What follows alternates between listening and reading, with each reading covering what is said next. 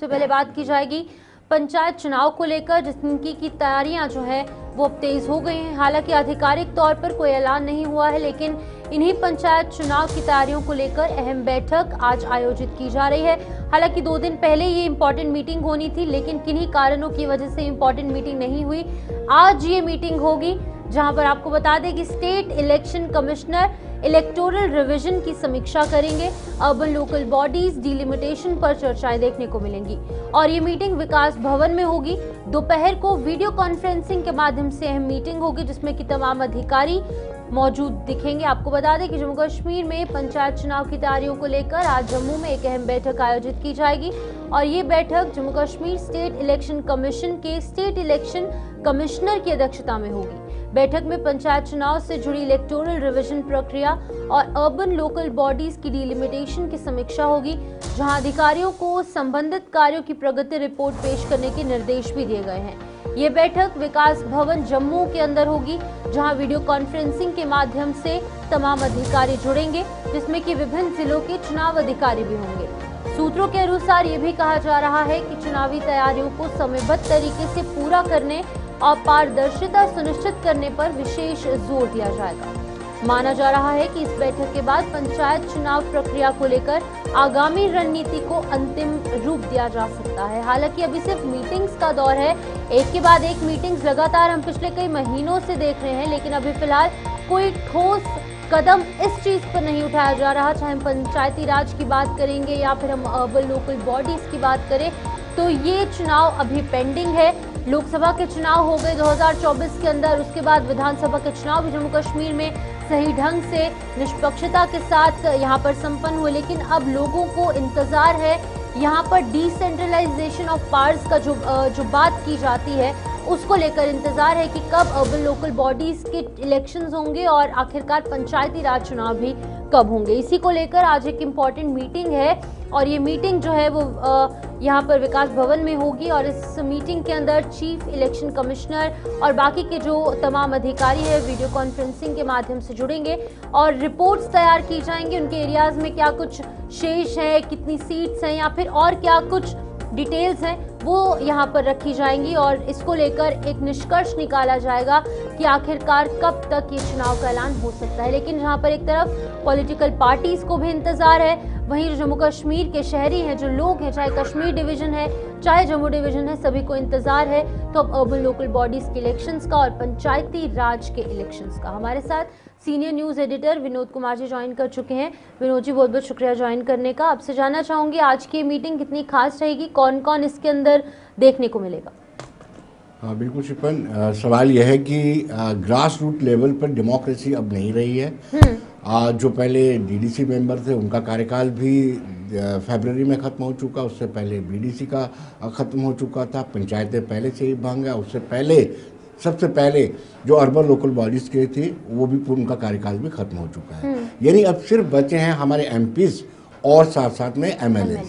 तो जो grass root democracy होती है, जिसको हमें कहते हैं कि सत्ता का विकेंद्रीकरण, वो इस वक्त ना के बराबर है, ना ही है।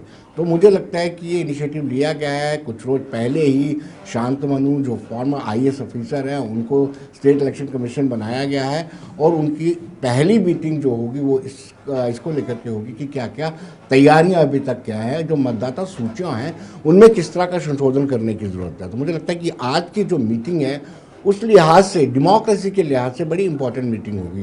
कितनी देर में ये चुनाव करवा पाते हैं ये आने वाला वक्त बताएगा, लेकिन मीटिंग अहम है। विनोद जी, ऐसी मीटिंग्स हमने पहले भी देखी है, लेकिन अभी तक इंतजार है लोगों को, अभी तक पॉलिटिकल पार्टीज को इंतजार है। क्या लगता है सिर्फ मीटिंग्स और ये प्रक्रियाएं चलेंगी या ऐलान भी होगा?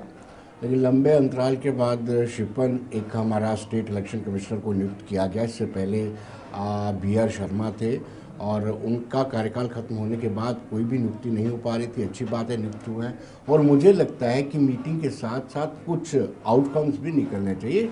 जैसे आपने कहा है कि मीटिंग्स तो अक्सर होती हैं, लेकिन उसको एग्जीक्यूट कैसे किया जाता है। मिनट्स ऑफ द मीटिंग, जो मीटिंग में कुछ कुछ किया जाता है, मिनट्स ऑफ द मीटिंग को एग्जीक्यूट कैसे किया जाता है, ये बड़ा मायने रखता है। विनोद जी, देखिए लोकसभा जैसे मैंने जिक्र किया, उसके बाद विधानसभा के चुनाव भी बिल्कुल सही ढंग से यहाँ पर हुए, लेकिन अब अर्बन लोकल बॉडीज और पंचायती राज डीडीसी बीडीसी के चुनाव करवाना भी इक्वली इंपॉर्टेंट है, क्योंकि अब यहाँ पर माहौल जिसकी बात केंद्र में की जाती थी, जिसकी बातें उठती थी, वो अब बिल्कुल पीसफुल है। तो इनकी इलेक्शंस भी जल्द से जल्द होनी चाहिए। हाँ बिल्कुल, अगर जम्मू कश्मीर की जोग्राफिकली कंडीशन देखी जाए तो वो बड़ा मायने रखती है कि किस महीने में चुनाव हो सकते हैं। बर्फबारी भी यहाँ पे होती है, यहाँ पर श्री अमरनाथ यात्रा भी होती है। इन सारे पहलुओं को देखते हुए कोई ऐसी डेट्स निकाली जाएंगी जिसमें आसानी से पीसफुली इलेक्शन हो सके। लेकिन बड़े लाजमी हैं, क्योंकि हम बार बार ये जिक्र करते हैं कि 73rd और 74th अमेंडमेंट को इन टोटल जम्मू कश्मीर में लागू करना है, तो उसके लिए चुनाव बड़े अहम रहते हैं। चाहे वो अर्बन लोकल बॉडीज़ के चुनाव हो या पीआरआईज़ के चुनाव हो, वहाँ पर ये ज़रूरी है कि ये चुनाव हो और सत्ता का विकेंद्रीकरण हो, पावर को डिसेंट्रलाइज किया जाए। विनोद जी, कितना इम्पोर्टेंट है ये, क्योंकि जैसे आपने कहा कि सिर्फ मेंबर ऑफ पार्लियामेंट है और उसके बाद मेंबर ऑफ लेजिस्लेटिव असेंबली यानी कि एमएलएज हैं। ग्राउंड लेवल की सिचुएशन पर नज़र कौन रखेगा? लोगों के गांव देहात के मुद्दे कौन हल करेगा? बात यही मैं बार बार कहता हूँ कि जब 73rd और 74th अमेंडमेंट को सही मायने में आपको लागू करना है, उससे ये लाभ होता है शिपन कि हर एक व्यक्ति को लगता है कि इस सरकार के कामकाज में जो विकास हो रहा है हमारी भी भागीदारी है। एक पंच और सरपंच जब डिसीजन मेकिंग में उसका हिस्सा बनते हैं तो एक आम नागरिक को भी लगता है कि हमने अपना पंच चुना था और उसके बाद सरपंच चुना था, वो हमारी बात रख रहा है। वैसे अर्बन लोकल बॉडीज में भी होता है। इसलिए बड़ा लाजमी हो जाता है कि हर एक व्यक्ति को लगे कि विकास की इस रफ्तार में मेरा भी योगदान है। तो इसलिए जमीनी सतह पर चुनाव करवाना या जमीनी सतह पर डेमोक्रेसी को बहाल करना, ये लाजमी हो जाता है कि चुनाव करवाया जाए।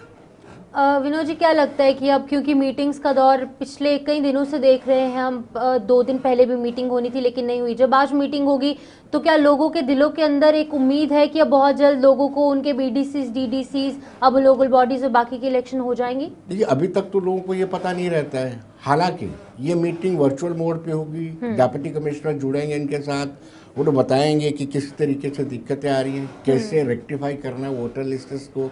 लेकिन कल जब समाचार पत्रों में आएगा या फिर सोशल मीडिया के माध्यम से आम लोगों को पता चलेगा तो उनका उत्साह बढ़ेगा कि हम आने वाले दिनों में अपना पंच सरपंच चुन सकते हैं, अपना बीडीसी चुन सकते हैं, अपना डीडीसी चुन सकते हैं, तो हमारा भी विकास की रफ्तार में हमारी भी हिस्सेदारी होगी। विनोद जी, आखिरी सवाल, जब ये लोकल इलेक्शंस होंगी जेएंडके में, तो कैसे अकाउंटेबिलिटी, कैसे ट्रांसपेरेंसी को ध्यान में रखा जाएगा, कैसे और सतर्कता बरती जा सकती है इस बार? देखिए, इलेक्शन तो यहाँ होते रहे हैं, लेकिन बदकिस्मती की बात है कि जम्मू कश्मीर एक ऐसी यूटी है, यहाँ पर कभी भी समय पर, मैं ग्रास रूट डेमोक्रेसी की बात कर रहा हूँ, जिसमें डीडीसी बीडीसी के चुनाव पहली बार तो ही हुए थे, लेकिन पंचायत के भी चुनाव रूटीन में नहीं होते रहे, ना ही अर्बन लोकल बॉडीज के चुनाव रूटीन में होते रहे। लेकिन अब हम ये उम्मीद करते हैं कि अपना स्टेट इलेक्शन कमिश्नर मिला है हमें और वो सुनिश्चित करेंगे कि टाइम पर इलेक्शन हो और लोकतंत्र को जीवित रखा जाए। बहुत बहुत शुक्रिया विनोद जी, आपने तमाम ये जानकारी दर्शकों तक साझा की। फिलहाल आपको बता दें कि आज एक मीटिंग होगी विकास भवन के अंदर और इस मीटिंग के अंदर तमाम उन मुद्दों को लेकर बात होगी। तमाम जो इलेक्टोरल ऑफिसर्स हैं वो यहाँ पर पहुँचेंगे, वीडियो कॉन्फ्रेंसिंग के माध्यम से इनफैक्ट वो ज्वाइन होंगे और अलग अलग मुद्दों को लेकर बातें होंगी।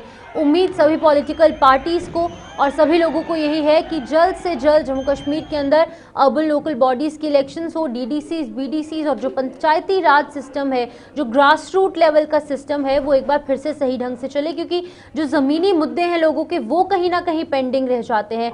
सिर्फ 2 लेयर की यहाँ पर अभी फिलहाल हम लीडरशिप देख सकते हैं, एक है एमएलएज और हाई लेवल पर है एमपीज। कहीं ना कहीं गांव देहात के जो सड़क, बिजली, पानी और अन्य छोटे छोटे जो मुद्दे हैं उन पर ध्यान केंद्रित करना बहुत ज़्यादा महत्वपूर्ण है और इसीलिए ये इलेक्शंस करवाना भी इक्वली महत्वपूर्ण है। लेकिन देखना भी होगा जब ये मीटिंग होगी, इस मीटिंग के बाद क्या कुछ निष्कर्ष निकलेंगे, आखिरकार कब तक ऐलान होंगे, इलेक्शन स्केड्यूल कब सामने आएगा, वो एक बहुत बड़ा प्रश्न चिन्ह फिलहाल है।